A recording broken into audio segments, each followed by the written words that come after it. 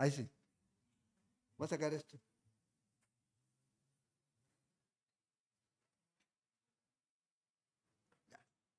Bueno, ahora sí, buenas noches. Ahora sí está saliendo para todo el país. Sí, bueno. Uy, Lucho, si no quiere que hable, dígame. ¿Ah? Bueno, hoy día vamos a continuar con nuestro estudio acerca de la doctrina de la salvación y en especial enfocándonos en el punto número 4 del tulipán calvinista, que lo que nosotros estamos tratando de hacer es poner clara cuál es nuestra posición con respecto a esto. No es otro asunto. Nosotros no somos ni defendemos a los calvinos ni a los armenianos. Nosotros vamos a ver qué es lo que enseña la Biblia con respecto a esto. Y fíjense qué interesante, se han hecho estudios ya y que todavía hay un doctor que hizo una tesis en Oxford sobre un estudio de todos los escritos de San Agustín. Hay 5 personas hasta ahora en el mundo que solamente han leído todos los escritos de San Agustín en orden cronológico. Uno de ellos es él, de apellido Wilson. ¿Ya? No el Wilson de el náufrago, no, pero ese es un doctor. ¿Ya? ¿Y qué es lo interesante? Que se llegó después de ese estudio, a darse cuenta de que el concepto doctrina de la predestinación o de lo que vamos a ver hoy día, que tiene que ver con esta gracia irresistible, no se hablaba en los primeros 400 años de la iglesia. O sea, la enseñanza de esta doctrina o estas doctrinas calvinistas nacen en el año 400 más o menos con San Agustín. Especialmente San Agustín, y este es interesante lo que él menciona en la tesis. Usted puede conseguir la tesis, es más cara, yo tengo el libro, que es la síntesis de la tesis. Pero lo que él llega a la conclusión de que durante estos 400 primeros años de la iglesia, 84 autores ya cristianos de ese tiempo no enseñaban esa doctrina de la manera en que ellos la comenzaron a enseñar después de San Agustín. O sea, ¿dónde es que comienza a enseñarse esto? Es después del año 412. Ahora, fíjese que es más interesante aún. San Agustín, ya uno de los padres de la Iglesia Católica, él tenía el concepto de que el hombre tenía libre albedrío. Pero como hubo un debate con un otro monje de nombre Pelayo, ¿ya?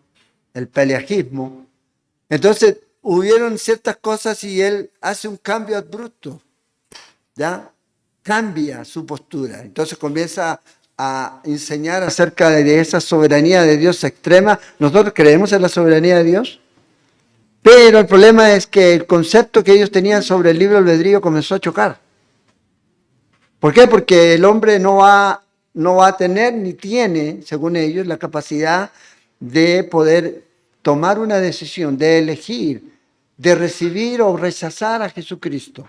Y eso nosotros ya lo hemos dejado claro en los otros 3 puntos hacia atrás. Entonces, eso es parte de la causa de la historia. O sea, usted lo puede ver.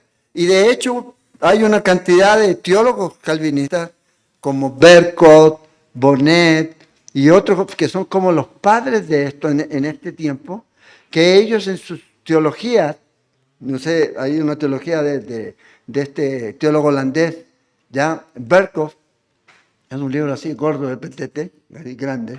Entonces, donde él, una de las cosas que dice que este tipo de doctrina, y él mismo lo dice, no se conocía hasta el año 400, que la vino a traer a luz San Agustín. O sea, imagínense, 400 años de historia y ningún hombre de Dios la había visto antes. O sea, 84 autores que hablaron acerca de esto, que no la mencionan de la forma en que se menciona, nunca la vieron. Fue como una revelación. nueva. Y de ahí en adelante esto comenzó a agarrar fuerza y la gran mayoría de la enseñanza de este teólogo francés Calvino viene de ahí. ¿Ya? O sea, y vamos a ver esto hoy día, vamos a empezar a hablar acerca de la gracia irresistible. Ahora, para tener la gracia irresistible necesitamos deprobación total.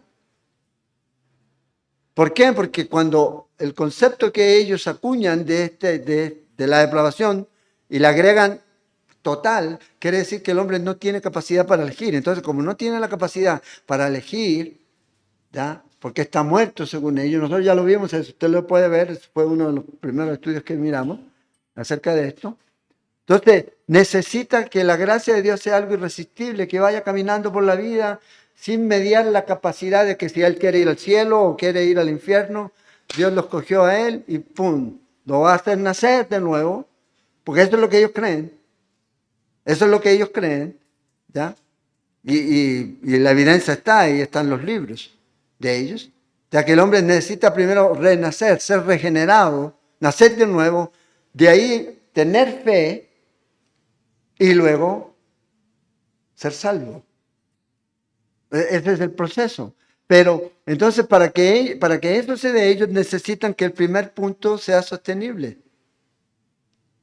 Entonces, cada uno de estos puntos, la depravación, lo que ellos enseñan con respecto a, no como ellos la enseñan la Escritura, nosotros lo creemos, está en la Biblia. Pero todas esas palabritas que le agregan, depravación total o a la elección, cuando le agregan el incondicional, que también es un concepto de ellos, obviamente eso no está en la Biblia. Y este adjetivo de la gracia irresistible es contradictorio, porque de por sí la gracia es ese regalo de Dios que Dios da a todos los hombres. Todos los hombres pueden tener acceso a la gracia de Dios, pero ellos le agregan el conceptito ahí, esa palabrita, ese adjetivo, que es irreprensible, que es algo que no se puede negar, no se puede rechazar. La gracia irresistible de Dios. Entonces, hoy día vamos a mirar y vamos a empezar a mirar esto, este cuarto punto aquí, ¿ya? Y como dije, gracia aparece más de 177 veces en la Biblia, especialmente en el Nuevo Testamento, la palabra. De hecho, la primera vez que se menciona la palabra gracia es en Génesis 6. Cuando usted habla de Noé, ¿qué dice de Noé? Y Noé halló gracia delante del Señor. De ahí es. Pero cuando le agregan el concepto irresistible, ya esto es algo que no está obviamente dentro de la Biblia. Usted no lo va a encontrar en la Biblia. ¿Ya? Nunca va a encontrar esas ideas. Todas estas palabritas que ellos agregan, que parece que tienen sentido, y su razonamiento ya filosófico, humanista, humano, ¿ya? Pareciera que tuviera coherencia, pero cuando vamos a la Biblia ya hemos mirado ciertos pasajes que realmente no son así. Dentro de un par de, no sé si hoy día no creo, pero la próxima semana vamos a estar viendo el pasaje que más usan ellos con respecto a esto, que es Juan, capítulo 6. Ahí está el caballete de victoria, sobre todo el versículo 44. Pero vamos a verlo dentro de un contexto. Entonces, el primero que vamos a mirar aquí es esta doctrina de la gracia irresistible. ¿Cómo la enseñan ellos? De acuerdo al tulipo, al tulipán. Enseñan que ninguna persona puede resistir la gracia de Dios para salvación, la cual es impuesta por su voluntad soberana sobre aquellos a los que ha predestinado para vida eterna. Entonces nosotros ya hemos visto los otros tres puntos que están antes de esto. Y obviamente necesitan esto para poder tener sentido a los otros. Pero ya hemos visto que los otros no tienen un sustento bíblico. ¿Ya? Más bien tiene que ver más con el razonamiento humano que de la Biblia. Entonces, aquí nos vamos a estar introduciendo hoy día en esta parte. Vamos a orar. Señor, oramos y te pedimos que nos ayudes, que nos des entendimiento. Queremos siempre ver lo que tú nos dejaste en tu palabra. Sabemos que a veces Nos gustaría acomodar ciertas cosas a nuestro intelecto humano, pero queremos siempre descansar en lo que tu palabra nos dice, en las promesas que tú nos dejaste y las enseñanzas claras que tenemos en tu palabra, Señor. Tú no mientes, tú no te contradices y tu carácter está reflejado en la Biblia. Un Dios justo, un Dios santo, un Dios soberano, un Dios poderoso, paciente. Y eso lo podemos ver en tu palabra, Señor. Y eso, Señor, nunca va a estar contradecido con doctrinas que vayan en contra de eso. Oramos, Señor, y pedimos, Señor, tu bendición. En nombre de Jesús, amén. Entonces, puse el reloj por aquí. ¿Ya? Como pasa el tiempo rápido. La conclusión lógica de esta definición del tulipán está fundada en los otros 3 puntos. De ahí es donde parte aquí. Entonces Dios elige incondicionalmente a los que Él escogió para vida eterna y a los demás, ¿ya? O sea, la mayoría de la humanidad los eligió para condenación eterna. Ese es lo que el concepto de la doble predestinación. Yo sé, a veces hay teólogos que dicen que ellos no creen en la doble predestinación, pero el hecho de que apunten hacia de que Dios escogió solamente a algunos, ¿qué está queriendo decir? O sea, si Dios escogió, entonces, ¿qué chance tengo yo de ir al cielo? Si yo no sé si Dios me escogió a mí o no. Entonces, apuntan en esa dirección y al haber elegido incondicionalmente a algunos para vida eterna, la expiación de Cristo entonces, ¿qué es? Limitada, solo para estos. Vea cómo va lo que ellos van desarrollando. Y necesitan un punto y el otro para poder ajustar. Entonces, bueno, si Dios escogió a algunos, ¿ya? Incondicionalmente, y solamente murió por algunos también, aquellos que ha escogido incondicionalmente, entonces ninguna persona que ha sido elegida por Dios puede resistir la gracia de Dios. Esa es la idea, el concepto lógico al que ellos llegan. Y será regenerada esta gente sin fe o sin entender lo que está pasando. Entonces, como dije, hay gente que lamentablemente puede andar por la vida, por ahí dicen ellos, y Dios lo escogió, no sabe que lo escogió y va a llegar a un punto en donde, ¡pum!, va a venir la gracia de Dios. Pero si usted lee, por ejemplo, Juan, en el capítulo 16 de Juan, ¿ya? Y en los versículos que el Señor habla, en el versículo 7 en adelante, 6 en adelante, Juan dice, no lo vamos a leer, pero si quiere lo puedo apuntar. El Señor dice que va a enviar el Espíritu Santo. ¿Y el Espíritu Santo a qué viene? ¿A hacer qué cosa? A convencer. Entonces, piensen en esto. ¿Cómo puedo convencer yo a un muerto?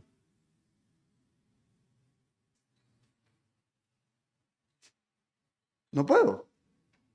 Entonces, ¿qué quiere decir? Que la muerte espiritual no necesariamente nos inhabilita a la capacidad de ser confrontados, ¿ya?, y convencidos. Y para eso necesitamos oír la palabra de Dios, entender la palabra de Dios y creer. Porque si no, no tiene sentido que el Espíritu Santo venga a convencer. ¿A quién va a convencer? Si todo ya está listo, no viene a convencer. Viene a decir, usted sí, usted sí, usted sí, usted está ahí en la lista. Y usted no está en la lista negra, así que chao, fuera. No puede. Entonces, la depravación total necesita, por ende, la gracia irresistible para salvar a alguien. La necesita. Y vea lo que dice un teólogo acerca de esta doctrina, de este punto del tulip, del calvinismo. Gracia irresistible es la bisagra de la soteriología calvinista. ¿Ya? Ahora, usted, y yo lo he dicho más de alguna oportunidad, si toma la Biblia y comienza a leer usted el Nuevo Testamento, que es un hábito que los cristianos no tienen, tenemos que decirlo, ¿ya? Leemos y no quiero que levante la mano, pero ¿cuántos años usted tiene de cristiano y cuántas veces ha leído la Biblia? Completa, desde Génesis a Apocalipsis. Entonces alguien, sí, he leído un libro, 2 libros, 3 libros, 4 libros, 5 libros.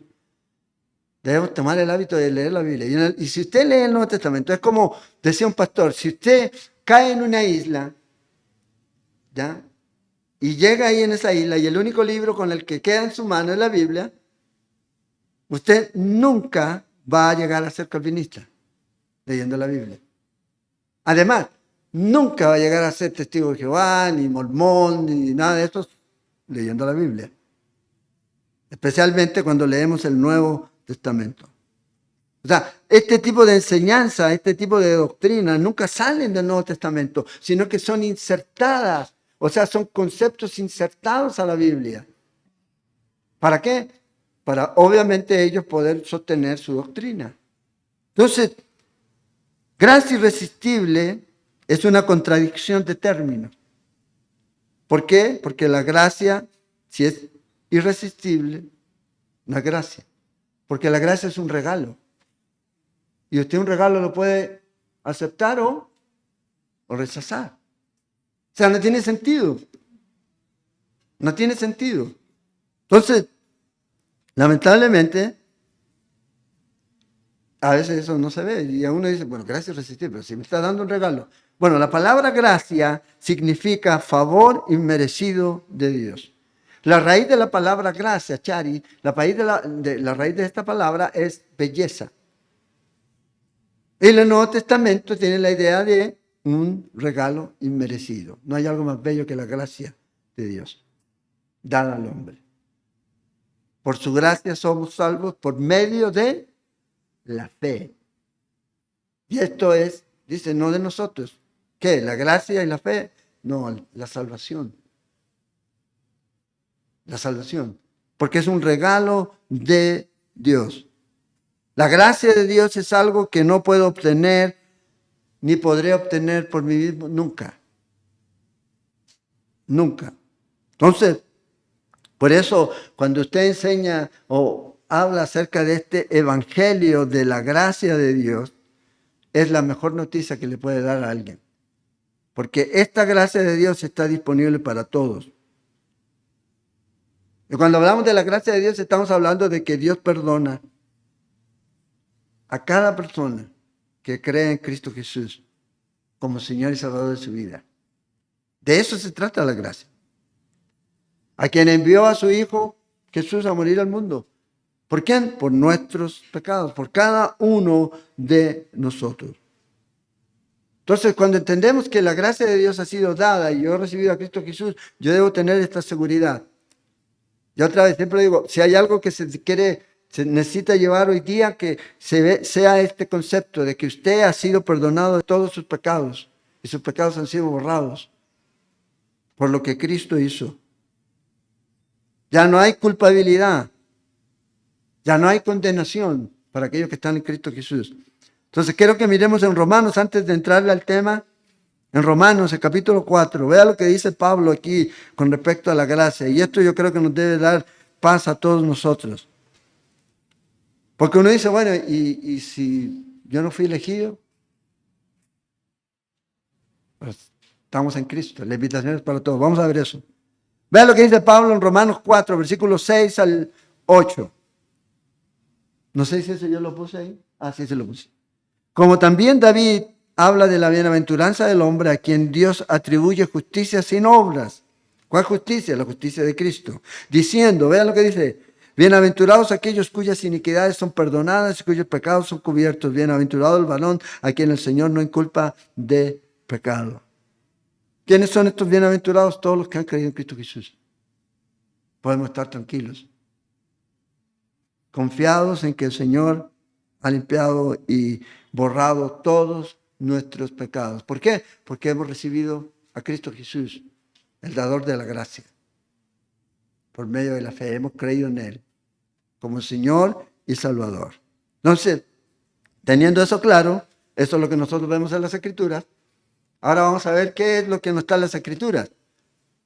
Qué es lo que se enseña desde los púlpitos a veces como algo ya que si fuera de las Escrituras. Entonces vean lo que dice este famoso, ya lo hemos nombrado mucho, lo hemos ya etiquetado, pero vamos a seguir etiquetándolo. Piper, John Piper, ¿ya? Ahora, no voy a decir nada de que él no haya hecho público. Entonces, no es algo que él me lo dijo en secreto. Esto es lo que él dice con respecto a la salvación. Fíjese lo que dice. Primero, el hombre debe nacer de nuevo, o sea, ser nacido de Dios. Luego, esto es lo que él enseña, ¿verdad? Luego, con la nueva naturaleza de Dios, inmediatamente recibe a Cristo. Vea el orden. Hay un desorden, obviamente, ¿ya?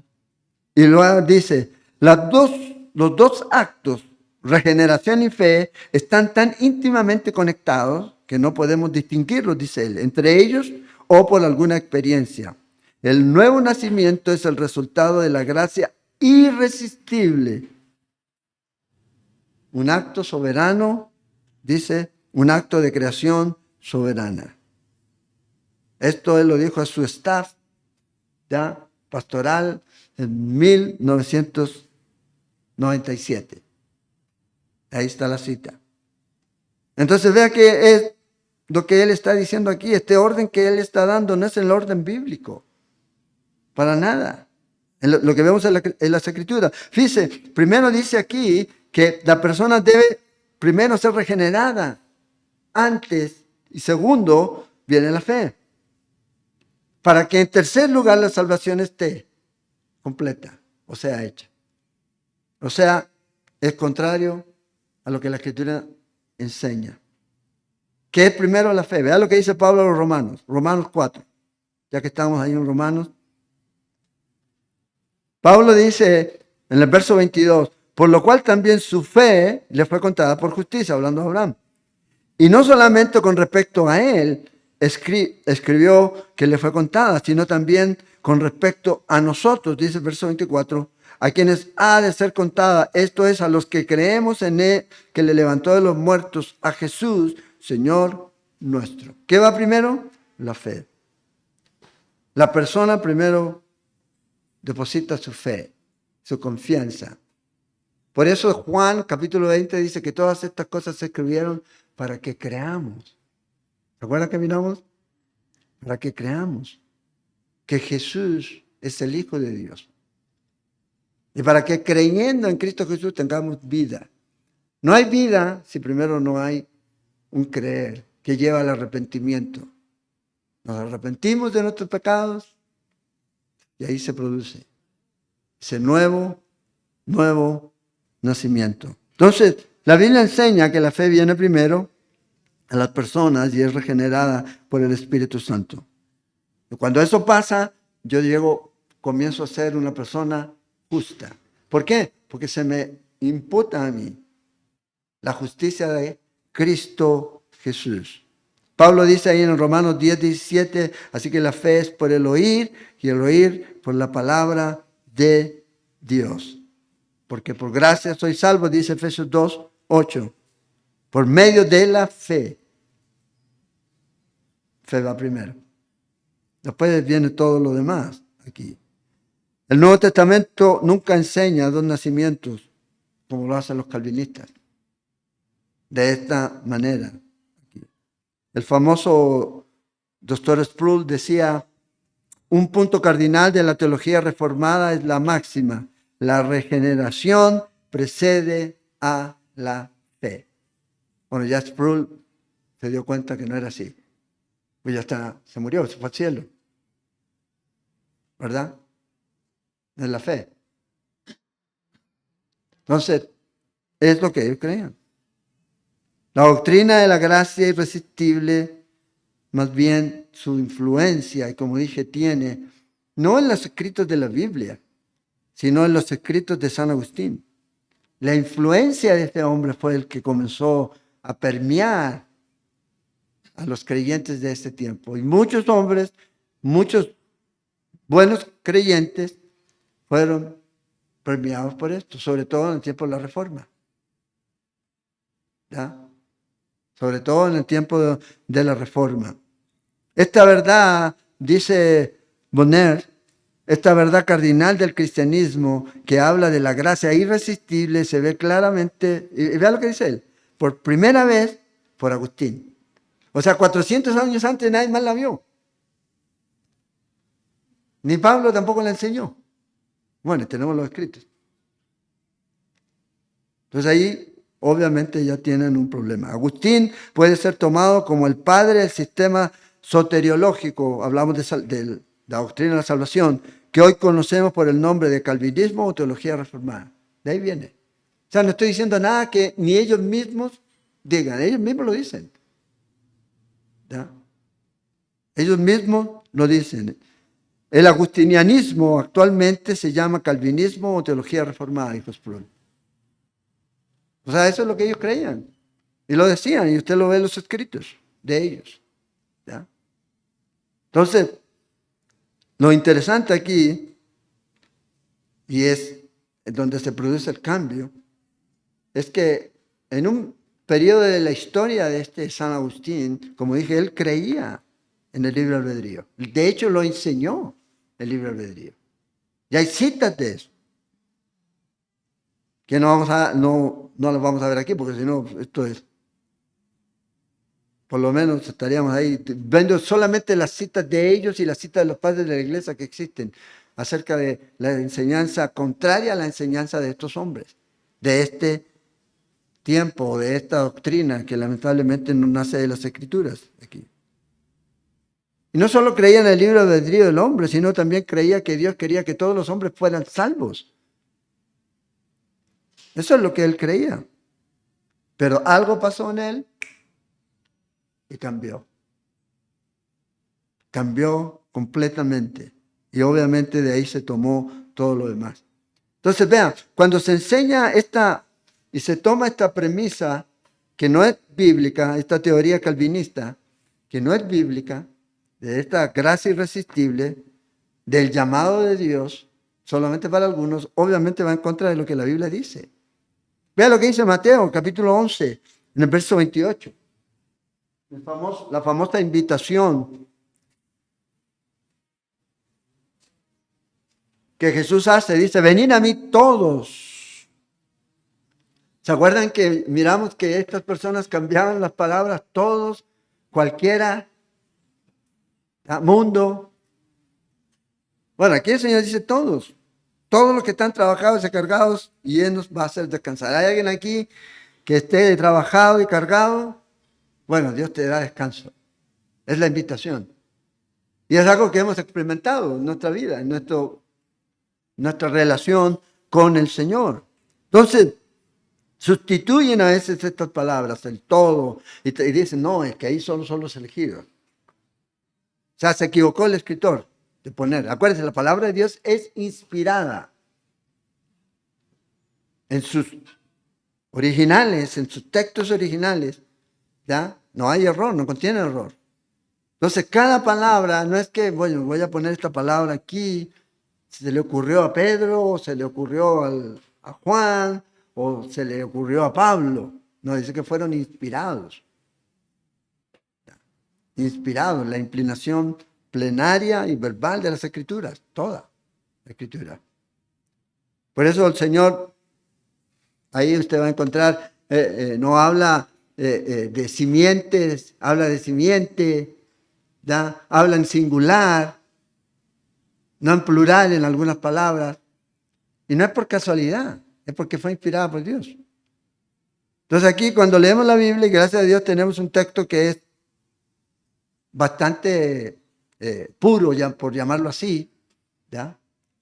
A las copias que se tienen, entonces uno puede decir, bueno, esto es lo que dice, esto es lo que dijo el autor. Esto es lo que dijo Jesús aquí. Entonces, ¿qué pasa si la gracia de Dios es irresistible?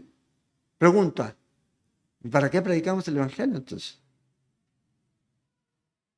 Total, al final, cualquiera que le hable a alguien y que si este es, pero si no es, tenemos obviamente un problema. El calvinismo hace una mal representación del Dios de la Biblia. Mal representa a Dios. Lo presenta como un Dios injusto, ¿En qué sentido? En el sentido de que no le da igual oportunidades a todas las personas para ser salvos, solo algunos. Ahora usted ve, es el carácter de Dios, ¿no? ¿Qué dice Génesis 18? Cuando Abraham estaba hablando con Jesús. ¿Se acuerdan? Intercediendo por Lot. ¿Ya? El Dios de la tierra, el Dios justo, le dice, condenará al inocente junto con el culpable, ni tal hagas. Y dice, no lo haré. Si hay tantos, yo los saco, yo salvo. Si hay tantos, si te acuerdas, empezó. Bueno, no había uno. O sea, Lot es un ejemplo de un mal líder, ¿verdad? Pero vea, a pesar de eso, cuando usted lee Pedro, dice que era justo. ¿Sabe por qué? Porque Dios ve el trabajo terminado. Nosotros lo vemos siempre el defecto. Dios ve la obra terminada. Así también en usted. Usted a lo mejor hoy día puede tener ahí al Espíritu Santo a su lado, que siempre le tira las fallas, ¿ya? Los puede tener, bueno, algunos no, pero algunos tienen ahí, que le dicen, usted hizo esto, ¿se acuerda de esto? Pero Dios siempre ve ese diamante que sale del carbón, ¿ya? En bruto, bueno, hay más bruto que diamante, pero ahí está, y Dios lo ve determinado. Y Dios nos ve justo, porque sabe, nos ve en qué justicia. En la justicia de Cristo Jesús. No es nuestra justicia, porque si fuera nuestra justicia, ¿qué dice Isaías de nuestra justicia? Es como trapo de inmundicia. Entonces, Dios es presentado por esta doctrina como este Dios injusto. Dios también es presentado como un Dios no compasivo, al elegir a algunos y rechazar a otros. Y más aún, luego de haberlos rechazado, los hace responsables de no responder al Evangelio.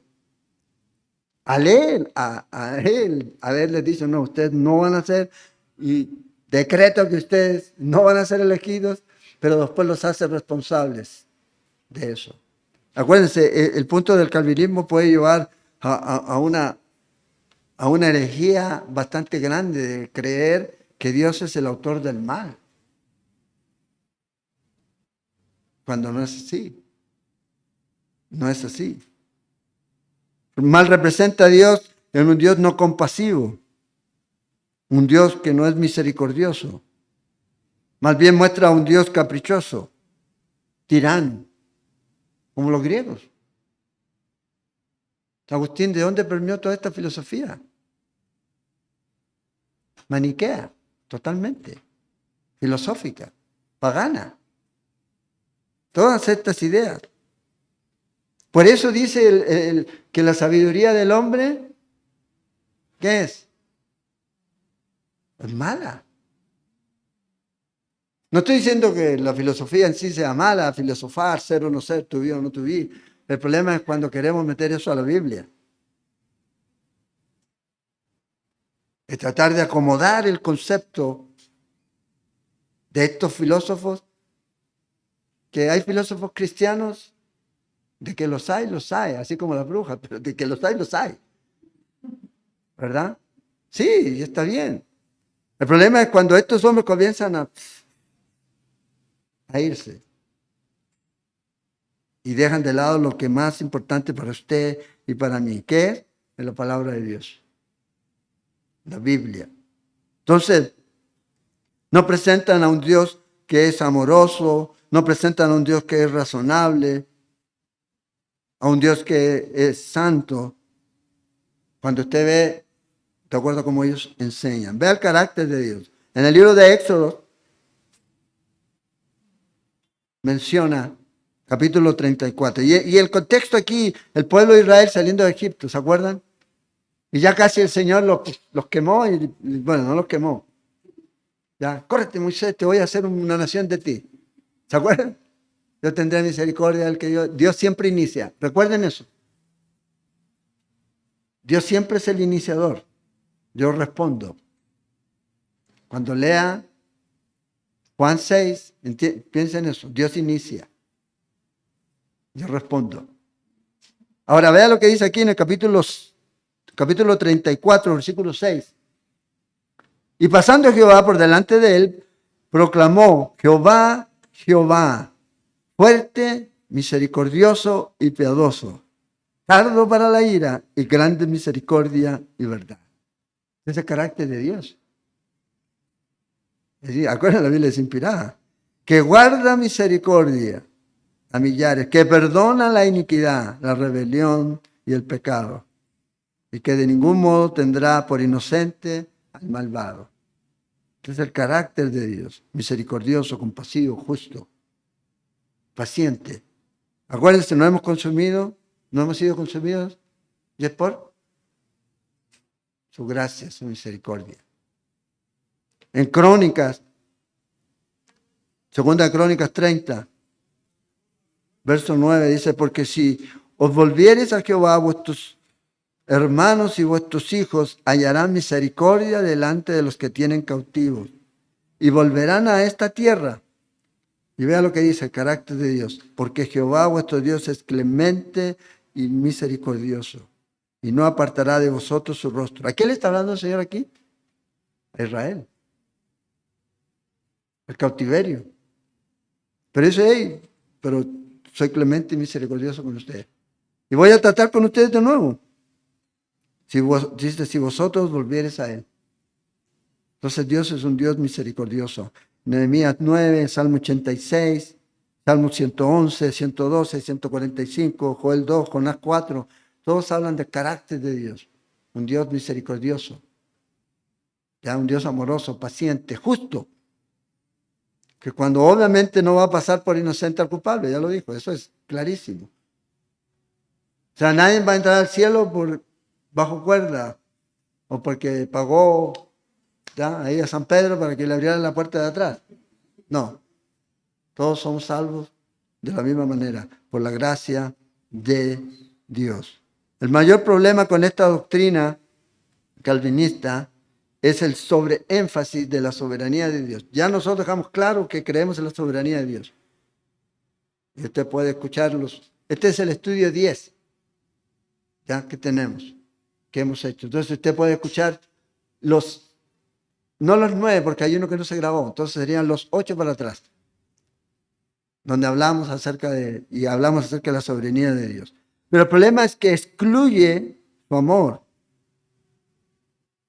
violando los atributos de Dios. Y la palabra amor es una palabra muy interesante en las Escrituras, porque de tal manera dice: amó Dios al mundo, que envió a su Hijo unigénito. La palabra amor aparece 598 veces. La palabra amados aparece 139 veces. La palabra Él ama aparece 95 veces. Es más, sería contradictorio decir que el Señor nos está ordenando que debemos amarlo a Él con todo nuestro corazón, mente, alma, y al prójimo como a nosotros mismos, si Él no hace lo mismo con nosotros. Recuerden, Dios no nos va a pedir algo que Él no haga. Sirvan como yo les he servido. Ámense como yo los he amado. Ese es el carácter de Dios. O sea, en ninguna parte de las Escrituras vamos a poder encontrar este soporte para la idea de que Dios encuentra placer en condenar a sus criaturas. Al contrario, siempre vamos a encontrar ese carácter de Dios de que la gente venga al arrepentimiento. Vea lo que dice Ezequiel 33, 11. Diles: vivo yo, dice Jehová el Señor, que no quiero la muerte del impío. Dios no quiere que el hombre se condene, sino más bien, ¿qué dice el apóstol Pedro en 2 de Pedro 3:9? Él quiere que todos procedan al arrepentimiento. Sabemos que no todos van a proceder al arrepentimiento. Pero el Señor no se goza: ay, no importa, yo quiero que todos sufran. No, no es así. Sino que se vuelva el impío de su camino y que viva. Volveos, dice, volveos de vuestros malos caminos. ¿Por qué moriréis, oh casa de Israel? Entonces, lamentablemente, estas enseñanzas lo que hablan y lo que tratan de dejar plasmado es el hecho de que como que Dios se deleita en condenar. Y está así como riéndose cuando alguien se va al infierno. Y vamos a ver todo lo contrario. ¿Qué hizo Jesús sobre Jerusalén? Dice que lloró por ellos. ¿Por qué? Porque obviamente habían rechazado al Señor. Entonces, la gracia irresistible, esta doctrina del calvinismo de la gracia irresistible, ¿ya? El ruego de Dios en gracia, amor y paciencia, entonces es un engaño. ¿Por qué? Porque no todos pueden responder. No todos pueden responder, solo quienes pueden responder. ¿Seré yo, Señor? Los elegidos. Nada más. ¿Ya? Ahora, gracia irresistible, ¿para qué? Si usted es elegido, ¿para qué necesita gracia? Si Dios ya lo eligió. ¿Y qué pasa con los no elegidos? Bueno, no tienen opción. Los no elegidos no pueden recibir o aceptar, por más que quieran. O sea, este es el punto aquí. Entonces, si el hombre no puede resistir la gracia de Dios, ¿ya? Porque lo que dicen, si yo resisto la gracia de Dios, entonces estoy quitándole la soberanía a Dios, ¿no? Más bien Dios, en el hecho de mostrar su gran soberanía, es cuando le da al hombre el libre albedrío para que escoja. Y no le quita ni un ápice de su soberanía. Más bien muestra la grandeza de Dios. Que Dios no quiere personas que estén con Él por fuerza, obligados. Es como el amor, o sea, usted, si alguien lo obliga a amar, eso obviamente uno entiende que no es amar, no es amor. No tiene nada que ver aquí con eso. ¿Cómo puede Dios enviar al infierno a los que no son responsables por su rechazo o por su resistencia? ¿Por qué? Porque Dios no los escogió. Entonces este no es el Dios justo. Negar el libre albedrío. Y este es el problema. Vea lo que dice este hombre, este teólogo calvinista. Y eso que es moderado. Si Cristo murió por todos los hombres con exactamente el mismo deseo, entonces es claramente imposible evitar la conclusión que la marca distintiva entre los salvos y los no salvos es su propia decisión, su propio albedrío. Y vea lo que dice. Esta es claramente la base para gloriarse. Ahora uno dice, uy, ¿tiene sentido? No, esto no es bíblico. Para nada. No es bíblico. Más bien al contrario. La salvación no es por obras. ¿Para qué dice Pablo? Para que nadie se gloríe. Por gracia. ¿Ya? Es por gracia. Y el hombre que entiende bien el concepto de la salvación no va a andar gloriándose de la salvación. Diciendo, no, esto lo hice por mí. Aquí. Entonces, ellos hablan de voluntad, voluntad determinada, ¿ya? O voluntad perfecta, voluntad permisiva, o voluntad secreta, o voluntad eterna, para poder a veces decir quiénes son y quiénes no son. No es la voluntad de Dios. La voluntad de Dios a veces para ellos es una voluntad permisiva de que el hombre tenga bienes aquí en la tierra, pero sea condenado en la eternidad. Entonces usted puede leer ese tipo de cosas de ellos. Entonces la pregunta es, ¿cómo Dios se va a contradecir a sí mismo cuando el mismo Jesús dijo, ¿qué saca el hombre con ganar todo el mundo? Y si pierde su alma. O sea, es como Dios dándote un beneficio aquí, pero te perdiste por la eternidad. No tiene sentido. No es el Dios que está usted viendo en las Escrituras aquí. Entonces, si la salvación es un regalo, y lo es, porque eso es lo que significa gracia, ¿cómo puede ser recibida? ¿Cómo puedo yo responder a ese amor sin tener la habilidad de escoger? Es como decir, bueno, escojo entre, cuando yo me casé, escogí a una sola mujer. Entre muchas. Porque hay muchas. No estoy diciendo que están detrás mío ni nada de eso, pero que hay muchas. Pero usted coge a una, dice, esta es la mujer. Tuviste suerte, mujer, te escogí. No, mentira. Está Marix, aquí no la veo. Marisa sabe que no. Que no es. Pero, o sea, si no hay elección, otra vez, es la isla. Y hay una sola mujer, ¿qué le tocó? No hay que hacer. Pero Dios a todos nos ha dado esa capacidad de poder escoger. Además, no solo el darnos alternativas para escoger, sino que darnos la habilidad para escoger. Porque tampoco no saco nada con tener muchas opciones si no tengo la habilidad de escoger. O sea, de razonar, de pensar, de meditar y de decir, esto es lo que me conviene. Bueno, Dios nos ha dado a nosotros esa capacidad aquí. Tener la habilidad de decir no, siendo inhabilitado por Dios para decir sí, no tiene sentido. Y esto es lo que ellos plantean aquí. La persona debe tener la habilidad y la capacidad de decir sí o no. Sí o no. Y eso es una cosa importante para todos nosotros como cristianos. Les cuesta a veces decir sí o no.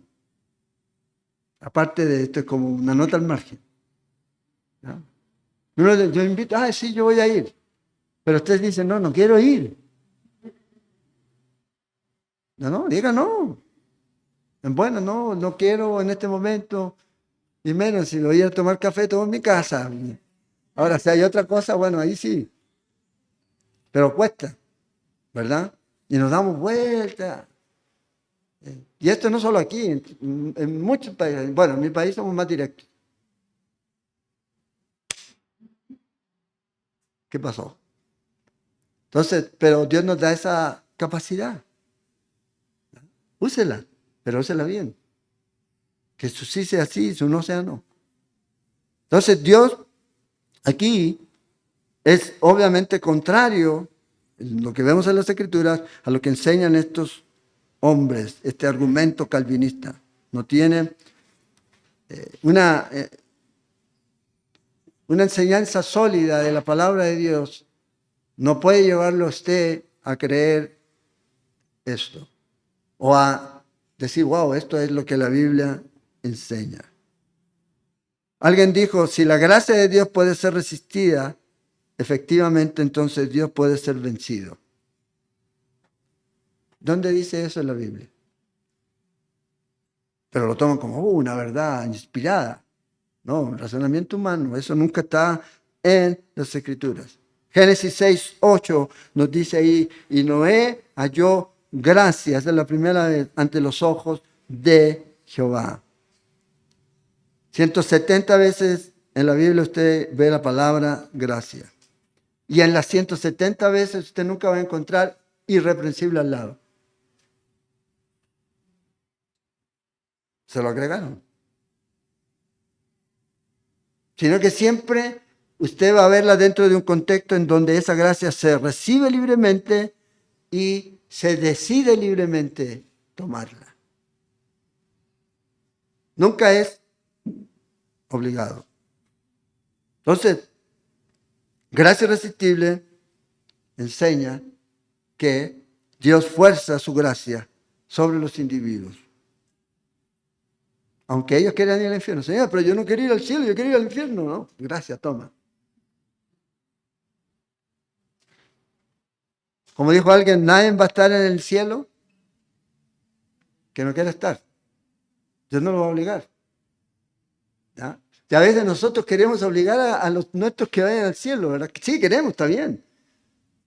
Pero si Dios nos da libre albedrío para poder escoger,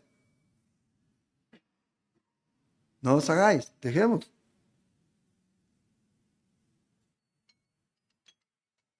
Ya me están avisando, ya casi. Entonces, Dios nos hizo, nos creó, cada uno de nosotros, para que pudiéramos ser como Él. ¿Para qué? Para que pudiéramos amar libremente. Porque eso es lo que Dios. ¿Qué es lo que Dios quiere de nosotros? Eso, que lo amemos. Entonces, al hacer esto, el Señor no solamente nos dio esa posibilidad de amarlo a Él, pero también nos dio la posibilidad de hacer el mal, de rechazar amarlo a Él. Y otra vez, eso no quiere decir nada que va en contra de la soberanía de Dios. Entonces, libre albedrío. ¿Qué es el libre albedrío? El libre albedrío es la habilidad para efectuar una decisión no forzada entre dos o más alternativas. El agente moral libre. Entonces, Dios creó la libertad como un hecho. Nosotros desarrollamos el potencial de ese hecho. Nosotros, al tomar decisiones aquí. Dios hizo posible el mal. Él no lo creó. Ahí está. Pero el hombre lo hace evidente. Cuando decide ir en contra de Dios. Entonces, en las Escrituras, vamos a ver un par de escrituras y vamos a terminar. Están llenas de evidencia acerca del corazón de Dios. Pero ese corazón que es roto cuando el pueblo de Dios toma decisiones que son contrarias a su voluntad, que van en contra de su voluntad. Y obviamente expone y deja claro que la gracia irresistible es falsa. Voy a mencionar algunas, no las vamos a ver todas. Salmo 81, versos 13 a 14. Oh, si me hubiera oído mi pueblo. ¿Tiene su Biblia ahí? A mí me dijeron que habían Biblias. Y ya tarde me acordé, ya vamos a terminar. Pero igual, para la próxima traiga su Biblia, no hay problema. Si hubieran oído. ¿Un muerto oye? ¿Alguien no regenerado? ¿Puede oír entonces? Claro. No es lo mismo. Mi pueblo. Luego dice en el verso 14, en un momento habría yo derribado a sus enemigos. Vea el corazón de Dios. Si ellos me hubieran escuchado, y el escuchar es creer, obedecer, rendirse a Él, si se hubieran arrepentido, ¿qué iba a hacer el Señor? Iba a derribar a sus enemigos. Pero no lo hicieron. En Josué, capítulo 24, verso 15. Si mal os parece servir a Jehová, escogeos hoy. ¿A quién van a servir? ¿Ya? Tenían que tomar una decisión, si a los dioses paganos o no. Luego está Isaías 5, está ahí, no lo vamos a leer, 5, versículo 3 al 4, pero en Ezequiel 33, verso 17 al 20, este es un tremendo pasaje. Vamos a leer. Dice, mañana es feriado, ¿cierto? Está bien, así que démosle. Total, ahí venden la hamburguesa, de ahí pasamos. Dice, verso 17, vea lo que dice aquí el profeta Ezequiel, ¿ya? En el tiempo de la cautividad. Dice, luego dirán los hijos de tu pueblo, ¿no es recto el camino del Señor? El camino de ellos es el que no es recto. Cuando el justo se apartare de su justicia, yo no estoy diciendo nada, es lo que dice el texto, si usted lo tiene ahí, lo puede ver, e hiciere iniquidad, morirá por ello. Dios es justo. Pero luego dice, y cuando el impío se apartare de su impiedad, e hiciere según el derecho y la justicia, vivirá por ello. O sea, si yo soy justo y me aparto del Señor, voy a tener una consecuencia. Si yo soy impío y me arrepiento de mi pecado, Dios me perdona. Dios es justo. Pero cada uno tiene que tomar la decisión. Luego dice en el verso 20, yo juzgaré, oh casa de Israel, a cada uno conforme a sus caminos. Cuando camino estamos hablando de decisiones, de la senda que yo cojo caminar. Entonces Dios va a juzgar a cada uno de acuerdo a las decisiones que tomó. Y esto tanto en el Antiguo como en el Nuevo. Jesús dice en Mateo 23, 37, hablando al Señor ahí, llorando sobre Jerusalén, ¿ya? Que es un pasaje que vamos a estar viendo el domingo, paralelo ahí a lo que estamos estudiando. Este es capítulo 23. Pero dice aquí, ¿cuántas veces quise juntar? Y lee al final del versículo 37, ¿qué dice? No quisieron. No quisiste. Señor, sus brazos abiertos. Vamos a ver eso también la próxima semana en Romanos 10. Cómo el Señor abre sus manos. La gente se compungieron de corazón, dicen en Hechos 2, y dijeron a Pedro, ¿qué vamos a hacer? ¿Qué haremos? Pedro, arrepiéntanse. Pero ¿cómo Pedro le está diciendo algo a ellos si él no sabe si son elegidos o no? No conocía la doctrina. Porque esa doctrina no nace de la Biblia. Más bien Pedro dice, y esta es promesa para ustedes, para sus hijos y para los hijos de los hijos y para cuantos crean en él. O sea, esa promesa del Espíritu Santo, el perdón de nuestros pecados, es para nosotros también. ¿Por qué? Porque hemos creído en Cristo Jesús.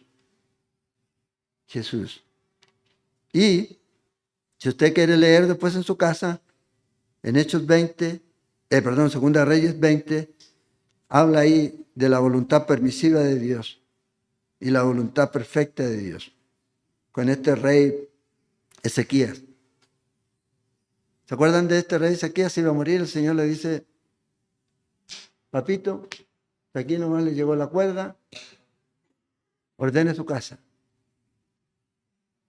Porque de esta enfermedad no te salva. ¿Se imagina Dios le dijera eso a usted? Al cielo. ¿O qué hacemos nosotros? Ay, pero Señor, ¿cómo? Estoy en plena... Bueno, es lo que hizo este. Oró. Señor, mira cómo he sido. He hecho esto y aquello. Y el Señor le dijo a Isaías, antes que saliera, devuélvete. Dile que le voy a dar 15 años más. La voluntad permisiva. Ahora, ¿qué pasó? ¿Qué hizo este Ezequías? Tuvo el peor rey de la historia de Israel. En ese tiempo. Acá. Entonces, si Dios nos dice, vámonos a casa, vámonos a casa. Entonces, terminando aquí esta gracia irresistible, tal como los anteriores 3 puntos del tulipo, del tulipán, no se encuentra en la Biblia, sino que más bien es el producto de la imaginación del hombre. La próxima semana, sí tenemos la próxima semana, ¿verdad? No hay alabanza, noche de alabanza. Todavía nos quedan jueves. Ok. Vamos a continuar aquí. Piensen en esto. El hombre no tiene la capacidad de aceptar o de rechazar esta gracia irresistible. Pero después leemos en la Biblia, y mediten en eso, que el Señor le dice que debemos andar en el Espíritu y no en la carne. O sea que ahora que yo estoy aquí, yo puedo rechazar o puedo aceptar en esta libertad que tengo ahora, entre comillas, la gracia de Dios. O sea, si yo no puedo rechazar la gracia de Dios antes, ¿por qué ahora sí? ¿Qué pasó? ¿Cuál es el problema? Bueno, el problema es que esta doctrina no es coherente con toda la palabra de Dios. Dios nos dice caminemos en el Espíritu. Pero bueno, Señor, si ya me la dijiste, ¿para qué me lo dices? Si voy a caminar en el Espíritu, quiéralo o no. No. Tenemos que decidir día a día, caminar, andar como Él es digno. Entonces, lamentablemente, a veces, como digo, la palabra de Dios se desconoce y no vemos todo lo que produce esto. en personas que al final se van sin saber realmente si son o no son. Usted se puede ir seguro hoy. Ya lo miramos al principio. Seguros en Cristo Jesús. Si usted recibió a Jesús en su corazón, usted debe saber que todos sus pecados han sido perdonados. Si el impío deja su pecado, Dios lo perdonará. Bienaventurado el hombre cuyos pecados son perdonados. ¿Qué tiene que hacer? Es recibir a Jesús. Es arrepentirse de sus pecados. Y el Señor va a hacer en usted lo que solo Él puede hacer. Darle vida. Esa vida espiritual. Esa vida que nos ayuda a relacionarnos con Dios de la manera que Él quiere que lo hagamos. Entonces, si alguien no lo ha hecho, es una buena oportunidad. Vamos a orar. Señor,